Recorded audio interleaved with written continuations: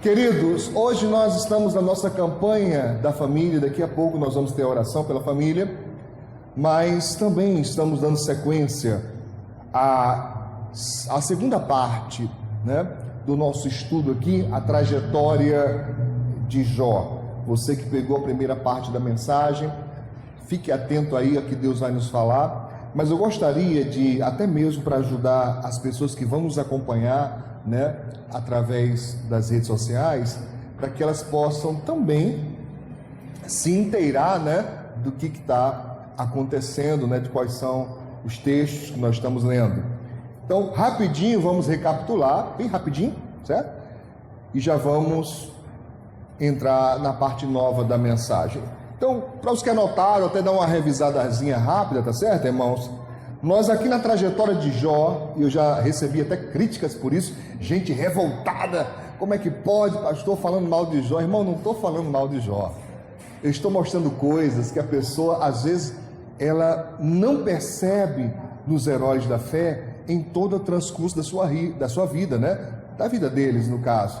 Então, preste bem atenção, fique atento, ao final da mensagem, que vai ser domingo, se você considera que nada serviu para você, descarta.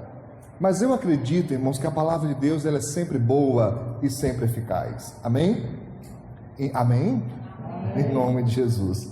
Então, vamos recapitular aqui rapidinho para quem está começando hoje, não pegou semana passada. Não dá tempo de abrir, todos os textos por causa da hora, mas eu vou citar aqui. Nós vimos então, irmãos, que é mostrado, é exaltada as qualidades de Jó, Quando a Bíblia fala sobre ele, fala de alguém fenomenal, fala de alguém de uma vida, Que barulho é esse? De uma vida abençoada, de uma vida, maravilhosa, um homem de muitas posses, de muitos bens, muitos filhos, mas o que não fala? De fé. E eu tentei mostrar aqui que é preciso saber fazer a diferença entre acreditar que Deus existe, repete isso, acreditar que Deus existe e ter fé em Deus. Não é a mesma coisa. E essa é a confusão que muita gente faz. Por a pessoa acreditar que existe um Deus, ela acha que isso já é ter fé. E não é. Amém? E essa é a minha trajetória de esforço para que você compreenda. Então, no capítulo 1, verso 8, e no capítulo 2, verso 3 de Jó, fala da qualidade. Quem dá testemunho dessa qualidade é Deus. Quem dá testemunho destas qualidades é Deus. É Deus que reafirma dizendo, um homem sincero, um homem reto, íntegro, um homem que temia Deus, um homem que se desviava do mal. Mas não é dito da fé dele. E é isso que é importante que se saiba. Nós vimos também no capítulo 1, verso 12, capítulo 1, verso 12, e no capítulo 2, verso 7, que quem saiu da presença de Deus para destruir a vida de Jó foi Satanás. Não foi Deus que destruiu a vida de Jó. Não foi Deus que tirou de Jó absolutamente nada. Quem fez isso, essa obra, foi obra de Satanás. Tudo bem? Por consequência, nós vimos no capítulo 3, no verso 1, que Jó, cheio de pressão, cheio de dor, de angústia na sua alma, ele amaldiçoa o seu dia de nascimento, seu dia natalício, se tornou maldizente, capítulo 3, verso 1. E vimos também no capítulo 3, versículo 25 e 26, que Jó confessa, atenção, Jó confessa que ele vivia uma vida de medo e perturbação. É ele que diz no verso 25 e 26, o que eu temia me veio, o que eu receava me aconteceu. Olha aí no verso 26, capítulo 3, verso 26, ele diz, nunca estive descansado, nem sosseguei, nem repousei, mas veio sobre mim a perturbação. É ele quem diz, eu nunca estive descansado. Ele tinha tudo, mesmo assim vivia como se não tivesse nada, de tanta angústia, de tanta tribulação que rondava, circundava a sua alma. Isso foi o que basicamente nós estudamos aqui na semana passada. Tudo bem, irmãos? Vamos entrar hoje aqui numa parte nova dessa trajetória de Jó, e eu coloquei como tema medo, o oposto da fé. O pessoal que anota aqui, eu gostaria que você anotasse isso: medo, o oposto da fé. É o seu paralelo, o seu inverso, o seu contrário, o seu antagônico, é o medo, contrário da fé. Tudo bem? Você tem, tudo bem, irmãos? Vocês estão assim meio assim parados, assombrados? O que houve? Você tem a fé que traz à existência o que não existe. Mas você também tem o medo que também traz à existência o que não existe. A diferença entre ambos é que a fé sempre nos traz coisas boas da parte de Deus, e o medo sempre traz, sei lá de onde, coisas ruins para a vida da pessoa. Tá claro isso? Sim ou não? Eu queria rapidamente, antes de entrar aqui no texto, falar a respeito de 3 tipos de medo, até para que você saiba diferenciar uma coisa da outra. Tudo bem? Irmãos, existe o medo natural, fala isso. O medo natural, ele é uma espécie de alerta contra o perigo. Mas é importante que você saiba que o ser humano não nasce com medo. O medo não é natural nosso.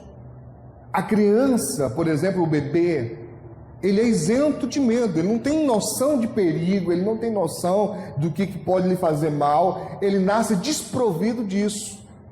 O medo, nesse sentido, ele é aprendido. Por exemplo, levanta a mão aí, quem tem medo de barata? Fala a verdade. Não, levanta, não tem medo não, né? Deus que fizer assim, mas levanta a mão, medo, mas medo mesmo, já medo. Olha, não tem acordo, tá? Basta vê-la passando, voando, que negócio de ativa aqui, o coração dispara, negócio sério. Poucos levantaram a mão, né? Interessante. Eu vou falar do meu aqui, tá? Quem tem medo de rã? Sério? Que bom, bem-vindo ao clube. Não estou sozinho. Levanta a mão de novo para ficar mais feliz. Pronto, já sei que ninguém vai mangar de mim sozinho, né? Que o povo manga, o pessoal tira uma onda comigo. Pastor, tem vergonha não? Desse tamanho? Pois é, irmão. Medo é um troço irracional, não tem a ver com o tamanho. Quem é que... Pessoal, levanta de novo a mão aí. Pessoal da... Quem é que nos convence que um negocinho daquele tamanho não pode nos fazer mal? Não tem quem convença. Pode chegar e dizer assim, não tem dente, não tem veneno, não tem acordo. O medo, nesse sentido, foi aprendido. Um trauma, ou você viu alguém gritando quando era criança, ou ela, no meu caso, pulou nas suas costas covardemente em um local que você não conseguia tirar, sabe? Me arrepio até hoje. Então, é um troço aprendido, você entende isso? Você aprende. Então, você pode aprender a ter medo, de muitas coisas, por muitos e muitos motivos que não tem tempo hábil aqui para explanar sobre isso. Mas é um medo aprendido, você não nasceu com ele. Em um dado momento da sua vida, você adquiriu aquele medo. Ele é um medo que, alerta você. Não só disso, mas, por exemplo, um medo muito natural de cobra. Quem tem? Não, fala a verdade, pastor, olha, não tem acordo com cobra. Ninguém me convence assim, essa aqui não é venenosa. Não tem jeito, tá? Não tem jeito, eu não tenho acordo com ela. Escorpião, não tem jeito. Então a gente aprende, certo? A ter aquele alerta, aquele senso, certo? De perigo. E o que a ciência diz? E quando esse medo é ativado, ele ativa dentro de nós um sentido de luta ou fuga. Pode ver que é assim. Ou você tem um impulso de partir para cima para matar, ou de sair fora, ligeiro. No caso da rã, normalmente é fuga.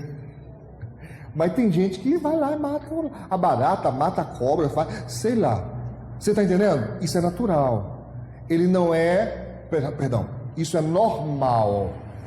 Mas não nascemos com ele, nós aprendemos para nos defender de um perigo, seja um perigo real, de uma cobra peçonhenta, por exemplo, seja um perigo imaginário, como o da barata e da rã. Não vai nos matar, não vai nos fazer mal, mas a gente sente isso do mesmo jeito, como se fosse um grande perigo, né? O corpo fica ativado em relação à luta ou fuga, tá claro? Esse é o primeiro, né? Aquele que a gente aprende. O segundo é o patológico. São as fobias. Por exemplo, o medo de rã, o medo de barata, ele pode crescer a tal ponto de se tornar uma doença. E nesse caso, tem pessoas que vão estar em sofrimento tremendo, porque é uma doença. Nós chamamos de fobias. Enquanto o medo natural nos impulsiona a lutar ou fugir, o medo patológico geralmente ou paralisa ou foge. Nós nunca temos o impulso de lutar, de ir para cima, porque é muito forte. Então você vai ver pessoas que, quando você pergunta, tem medo de barata? Tem, mas é mais nojo. É mais não gostar daquele ser passando na sua frente. Mas ela consegue pegar lá uma chinela, uma vassoura, bater, tirar, não tem problema nenhum. Mas tem pessoas que, se você mostrar a barata morta, ela vai ter uma crise. Ela vai chorar, ela vai espernear. É arriscar a pessoa ter um ataque cardíaco, de tão intenso que aquilo é dentro dela. Você entende? Não tem jeito. E o terceiro tipo de medo é o sobrenatural. Esse a ciência não reconhece, mas nós acreditamos que existe. Medo sobrenatural. É este medo que é capaz de fazer o que não existe passar a existir. É esse medo que rivaliza com a fé. Ele consegue empurrar a fé para fora, se você permitir, se você deixar ele se instalar na sua vida. Está entendendo? Sim ou não? Sobre esse medo, irmão, olha o que diz o apóstolo João, na primeira carta de João, é lá perto do Apocalipse, na primeira carta de João, no capítulo 4, verso 18, eu vou correr aqui, se não der tempo você marca depois lê, tá bom? Diz assim, 1 João capítulo 4, verso 18, diz: no amor, no perfeito amor, não há temor. Essa expressão aqui, temor, ela é usada de duas formas, ou para representar um respeito profundo, ou medo espiritual. Esse medo que é uma crença. Você entende a diferença? É um medo que é uma crença, é uma fé ao contrário. É desse medo que ele está falando aqui, desse temor que ele está falando. Esse medo que é capaz de se tornar uma crença. Ele diz: no amor não há esse medo. Antes, o perfeito amor faz o quê? Lança fora esse temor. Ó, tá vendo? Não fica, ele lança fora. Porque o temor, esse medo, tem consigo o quê? A pena. Não quero ironizar, mas apenas para ficar bem claro. Pena no sentido, né, de sentença. Pena no sentido de algo a ser pago. Pena no sentido de castigo. Ele traz consigo um castigo, ele traz consigo uma coisa ruim, né?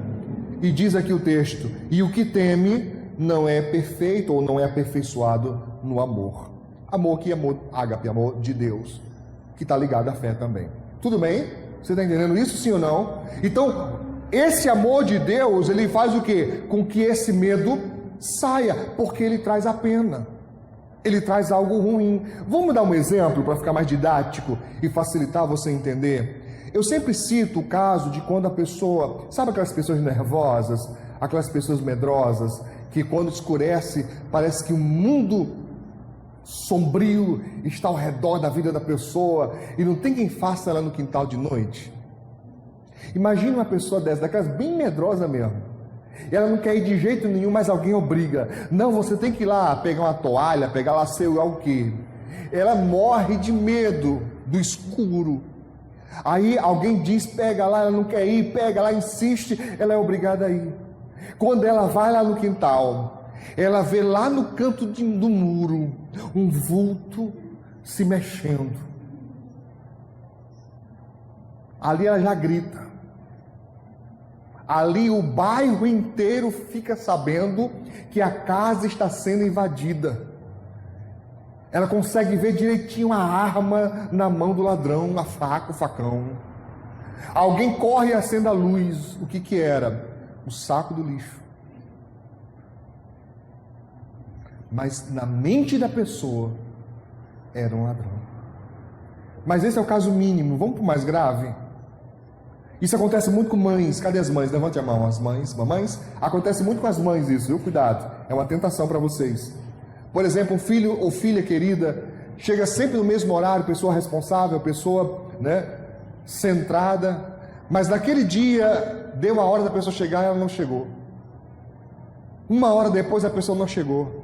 E já começa a ligar para tudo que é canto, liga para a delegacia, liga para o necrotério, liga para o hospital, liga para todo mundo, e ninguém sabe, ninguém viu, ninguém acha, e liga para a pessoa e o telefone não atende, e a pessoa começa a ficar nervosa, daqui a pouco o telefone toca, ela já grita de lá, morreu, pode dizer, pode, já começa a passar mal, ela já está vendo a cena do acidente, e o filho ou a filha todo ensanguentado, negócio, E aí a pessoa com medo de dizer o que é. Não, calma não, diga logo o que é. Você está entendendo? Ela consegue construir uma cena. E o pior, ela bota nisso fé, porque ela acredita. Ela acredita. E normalmente esse tipo de medo só é crença no que não presta. Dá outro exemplo, para ficar mais didático ainda, e você ficar com isso bem firme na cabeça. Criança. Não as crianças de hoje, que praticamente não têm infância, mas crianças da minha geração, por exemplo. O que era infância? Era a gente pular de um galho para o outro, pisar no prego, esfolar o dedo no calçamento jogando bola. Era infância. O menino, ele pulava de um lado para o outro, não acontecia nada, irmão. Não acontecia nada. Basta a mãe ver o menino pulando no galho, ela solta aquela frase que é praticamente uma profecia: menino, desce daí, senão tu vai cair. Às vezes não dá tempo nem de fechar a boca. Buduf. Que foi aquilo, pastor? Fé. Ao contrário, uma certeza, ela já conseguia ver o menino caindo. E o pior, tem delas que vê o menino caindo e quebrando a perna, e tem delas que vê o menino caindo, quebrando a perna e o osso para fora. E muitas vezes acontece, mas muitas vezes. Você está entendendo, irmãos? É disso que a Bíblia diz: tire isso da sua vida, essa certeza que não vai dar certo. A pessoa passa meses e meses estudando para um concurso, mas ela mesmo diz: passar não. E não passa nunca, porque nem ela acredita. Ela só acredita nas coisas que vão dar errado. Não consegue sonhar em algo bom, não consegue acreditar. Porque o que é fé? O que é fé? Fé é o que? Diz a Bíblia: a certeza de coisas que se esperam e a convicção de fatos que não se veem. É isso, é fé. Certeza do que eu espero, mas do que eu espero de bom, do que eu espero de Deus, do que eu espero de bênção. Amém? Quando isso é certeza do que eu espero de ruim, é medo. Pode ver, aquele sentimento, ai, não sei se vai dar certo, ai, eu não sei se eu vou conseguir, eu não sei se eu vou conquistar. Pois é, isso anula a sua fé e traz para a sua vida aquilo que não presta. E, irmãos, eu falei tudo isso, essa introdução enorme, só para que você possa entender que era isso que Jó vivia. Ficou mais claro para você? Quando ele diz, volte por favor, capítulo 3, verso 25, volte para isso clarear para você, fica bem claro para você. Ele diz, o que eu temia, me sobreveio. Capítulo 3 de Jó, verso 25. O que eu temia, o que eu tinha medo, veio. O que eu receava, que também é medo, me aconteceu. Ele está testemunhando isso, só que ele não entende por que isso acontece.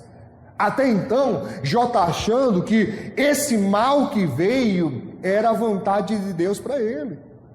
E ele tinha medo de desagradar. Lembra que ele tinha temor? E nesse caso, temor no sentido de respeito, temia a Deus, desviava-se do mal. Ele tinha receio de desagradar a Deus. Por isso ele disse, né? Nu saí do ventre da minha mãe e nu tornarei para lá. O Senhor deu, o Senhor tomou, bendito seja o nome do Senhor. E nós costumamos dar glória a Deus por isso, só que está um negócio meio enviesado. Sim, bendito o nome do Senhor, glória a Deus. O que está errado? Deus deu, Deus tomou. Era essa a cultura, que tanto bem quanto mal vinha de Deus. E Jesus deixou isso bem claro. Não é verdade. Não é verdade. Nenhum mal vem de Deus. Nenhum mal vem de Deus. Irmãos, é uma coisa bem fácil de entender. Preste atenção.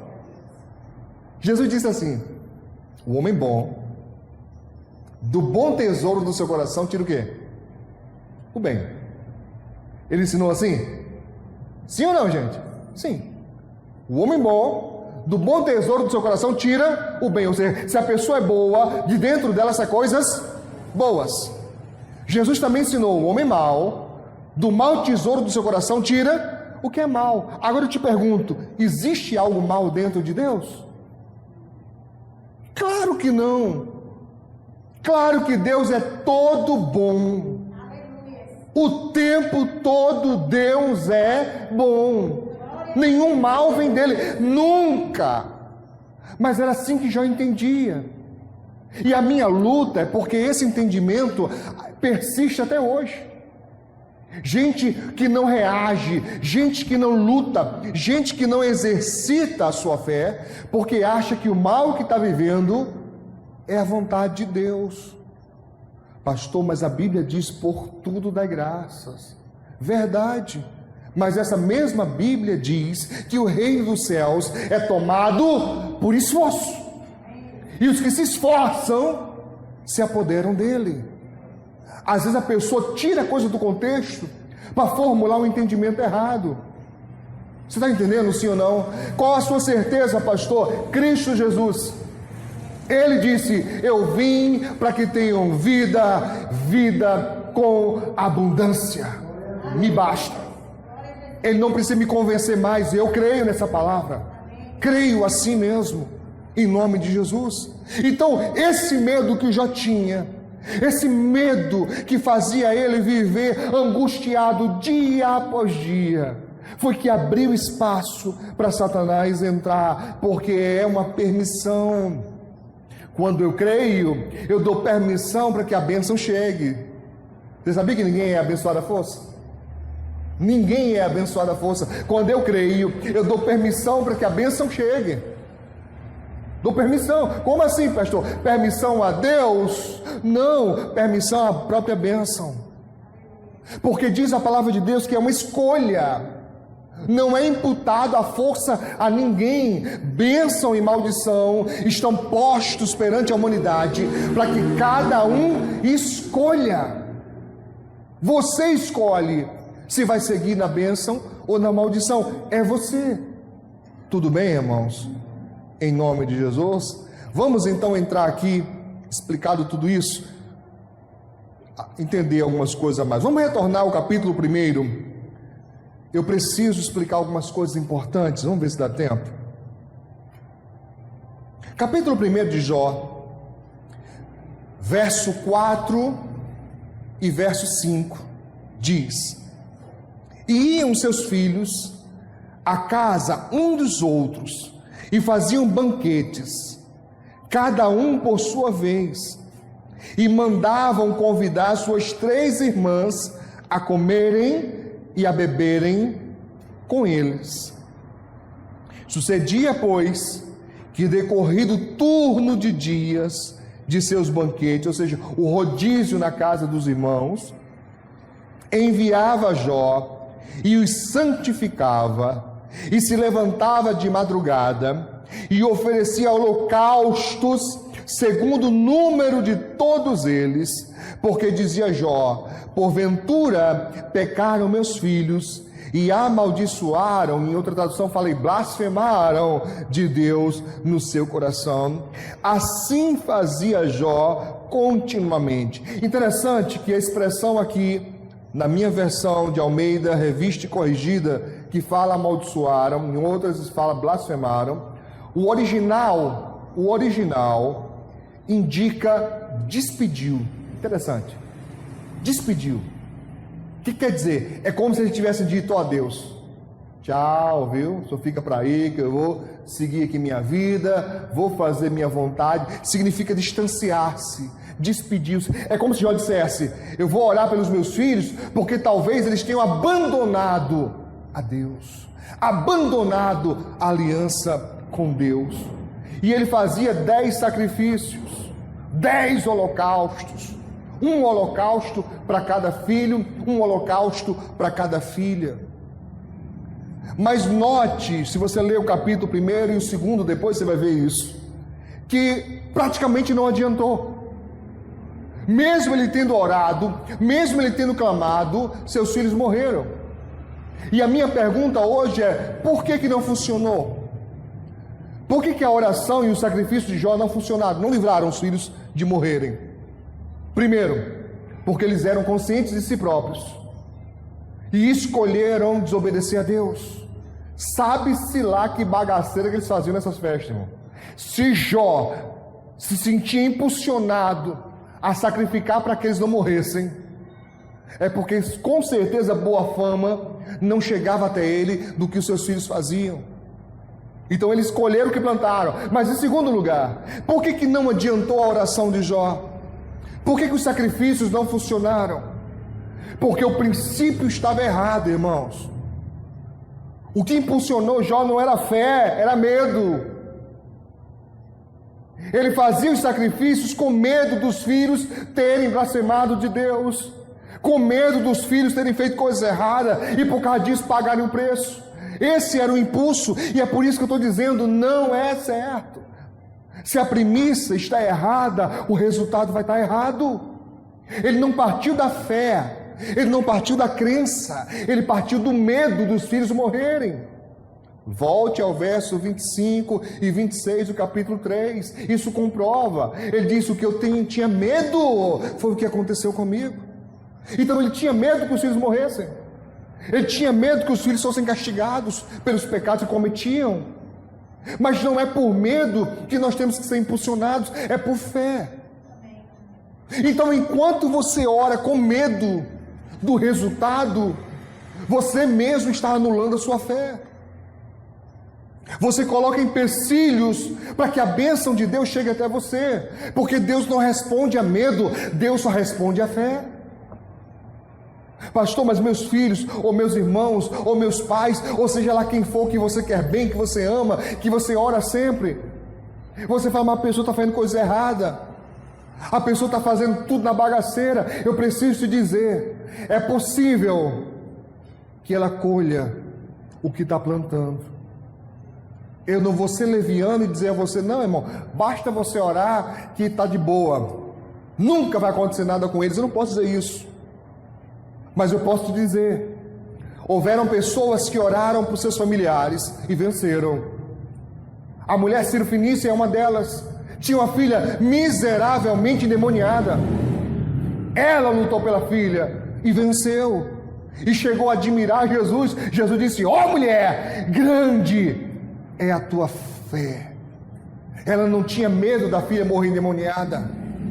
Ela não tinha medo da filha morrer naquela situação. Ela tinha fé que a filha não iria ficar daquele jeito, que Jesus iria fazer alguma coisa. Amém? Por isso ela insistiu. Por isso que não teve apóstolo que conseguisse parar aquela mulher. Não teve palavra dura de Jesus chamando ela de cachorrinho. Não teve ninguém que impedisse. Ela tinha propósito, ela tinha um alvo e não aceitava voltar sem que aquilo fosse concreto na vida dela, irmãos.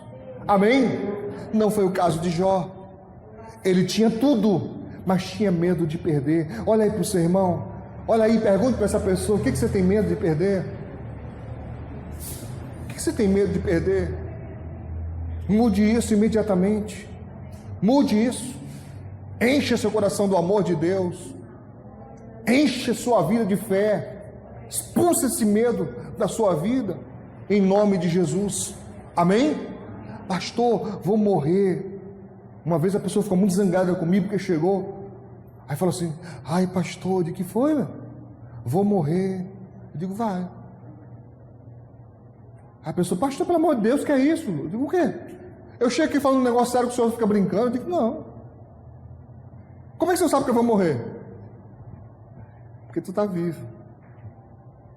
E como diria, não vou nem dizer quem, como diria uma pessoa por lá: tudo que está vivo morre, a não ser que for arrebatado antes.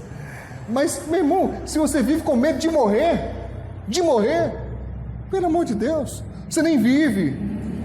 Porque para morrer basta estar vivo. Basta estar vivo. Ninguém sabe dia e hora. Basta estar vivo. Então eu não posso viver com medo. Eu tenho que acreditar, lembrando da palavra, lembrando da promessa. Primeiro, se você é crente de verdade, tem medo de morrer, não. Não tenta a Deus, que é pecado.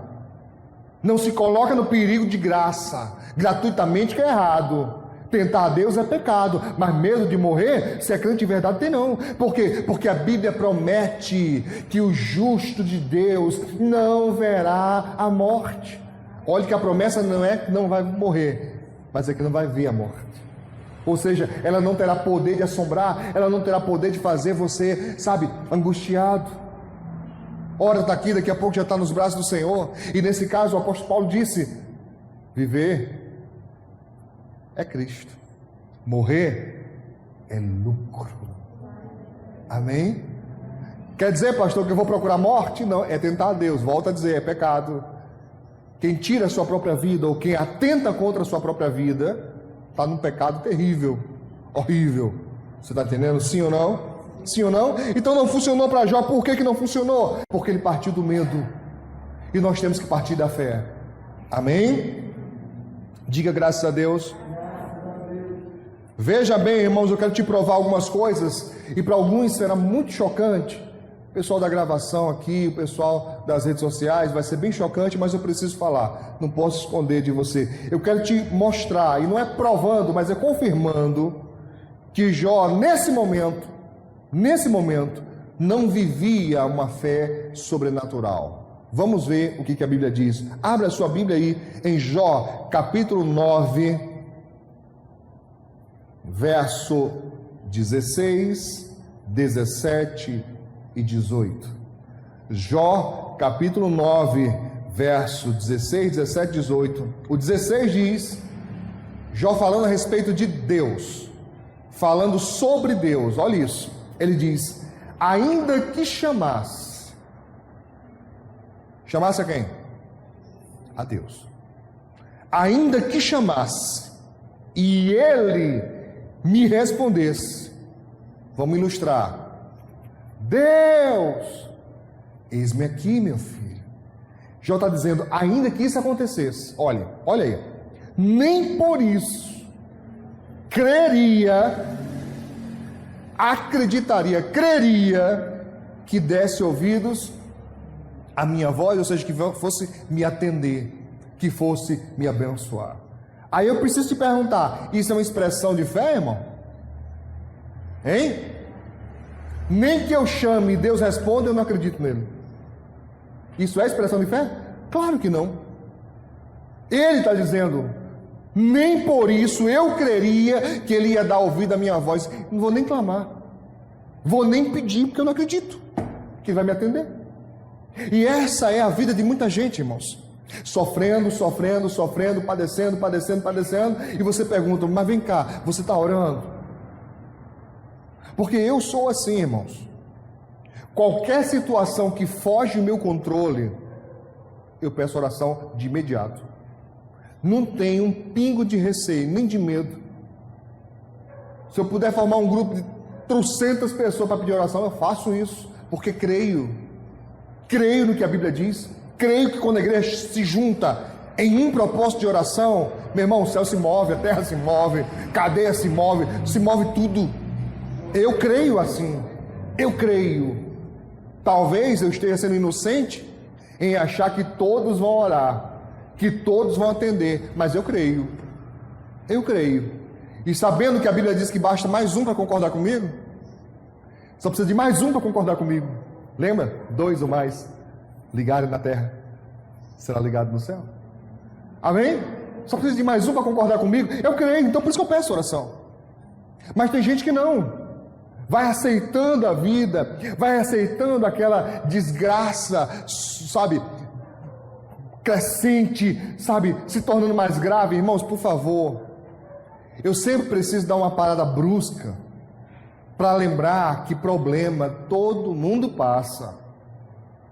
Não tem esse santo nessa vida que não passe problemas, situações difíceis. Todos nós passamos, mas eu estou falando daquela situação que nitidamente é opressão maligna, é uma pressão de Satanás. Eu vou aceitar? Não vou aceitar, eu vou rebater, eu vou rechaçar, eu vou dizer não, eu sou forte. Lá não está escrito, Joel? Digo fraco, eu sou forte. Então mesmo que eu seja fraco em alguma coisa, mesmo que eu não tenha a força necessária para vencer alguma coisa, eu declaro, eu declamo, eu grito, eu profetizo e digo, eu sou forte, em nome de Jesus, e vou prosseguir nisso. Mas Jó diz, nem que Deus responda eu acredito.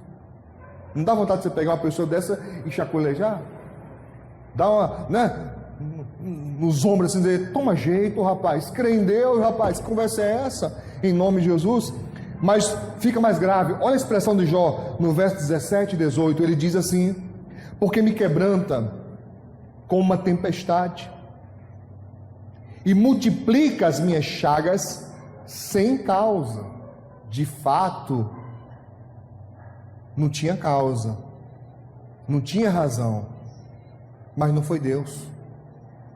Não era Deus que estava maltratando ele sem causa, era Satanás. Mas ele entendia de outra forma, ele achava que era Deus, e agora já não está mais aguentando. Lembra o Jó lá do começo? Lembra? Senhor Deus, o Senhor tomou, Senhor deu, o Senhor tomou, bendito seja o nome do Senhor. Isso durou pouco tempo, viu? Agora não está mais assim não. Agora ele já está reclamando. Agora já está dizendo, é sem causa. Olha, está me quebrantando sem causa. Irmãos, está na sua Bíblia, por favor. Quebrantam como uma tempestade e multiplica as minhas chagas sem causa. Verso 18. Não me permite respirar, antes me farta, me enche de amarguras. Essa era a visão de Jó a respeito de Deus. Só que ele não sabia que não era Deus. Ele não entendia que o que ele estava passando não era a vontade de Deus, não era. Era Satanás. Olha que situação complexa. Ele ama a Deus, ele teme a Deus, ele quer se desviar do mal, mas ele acredita piamente que toda aquela dor, todo aquele sofrimento é Deus que está fazendo, e não era. Não era, irmãos. Por favor, deixa eu te mostrar aqui que Jó não tinha intimidade com Deus. Abra a sua Bíblia no capítulo 23 de Jó. Olha que coisa forte Jó diz aqui. Capítulo 23, verso 3 ao 6. Jó, capítulo 23, do versículo 3 ao 6, diz: ah, se eu soubesse onde o poderia achar. Olha que pergunta interessante. se eu soubesse onde eu poderia achar Deus. Ele não sabia, ele não fazia ideia. Ele está dizendo isso. Se eu soubesse onde eu poderia achar, então me chegaria ao seu tribunal, exporia ante ele a minha causa, e a minha boca se encheria de argumentos. Saberia as palavras com que ele me responderia, e entenderia o que ele me dissesse. Porventura, segundo a grandeza do seu poder, contenderia comigo? Não, ele antes me atenderia. Isso é um fio de esperança. E se alguém que lá no fundo sabe, cara, tem uma coisa errada, não é possível. Se eu soubesse onde eu pudesse falar com ele, sabe? Se eu pudesse explicar a ele o que eu estou passando, o que eu estou vivendo, se eu pudesse dizer para ele o que eu estou sentindo. Irmãos, essa é a vida de muita gente, é o retrato de muita gente. Uma angústia dizendo assim, poxa, se eu só pudesse explicar, se eu pudesse expressar. Só lá no Novo Testamento é que nos foi revelado, mas já estava valendo, nos foi revelado que o Espírito Santo já faz isso. Ele traduz o que você não consegue expressar. Os seus gemidos, que não tem expressão vocal, Deus entende. Só que já não sabia disso. Não sabia nem onde buscar Deus.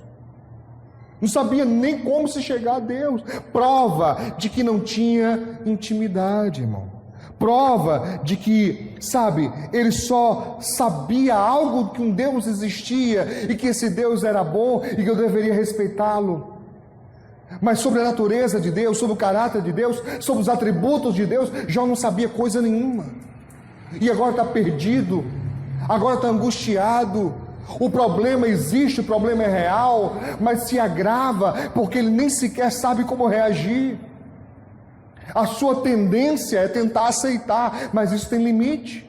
E Jó chegou no dele, começou a dizer, Deus, peraí, também é demais. Olha o que eu estou passando, isso é sem causa, isso não é justo, isso não é correto. Se você continuar lendo, eu não tenho tempo agora, mas recomendo, leia o livro de Jó. Você vai ver que do meio em diante, ele começa a tentar mostrar, olha, eu sou uma pessoa que não mereço passar por isso. Isso é injusto, isso não é correto. Por que você está fazendo isso? A busca de Jó era tentar entender por que Deus estava fazendo isso com ele. E não era Deus. Ele estava lutando contra a pessoa errada, ou com a pessoa errada. Não era Deus. Você entende pessoa, né? Não estou dizendo que Deus é uma pessoa, mas entende, né? Você está me entendendo, sim ou não? Então, queridos, não perca, domingo de manhã, nós vamos encerrar esse propósito. Se você não puder vir, esse propósito da mensagem, não da campanha, assista de casa, porque nós vamos então entender como a coisa é quando Jó finalmente se encontra cara a cara com Deus, quando ele descobre quem Deus é de fato, quando ele descobre que tudo o que ele está passando não era Deus que estava fazendo. O que acontece? Nós vamos ver isso domingo em nome de Jesus, amém? Aplauda o Senhor Jesus, glória a Deus.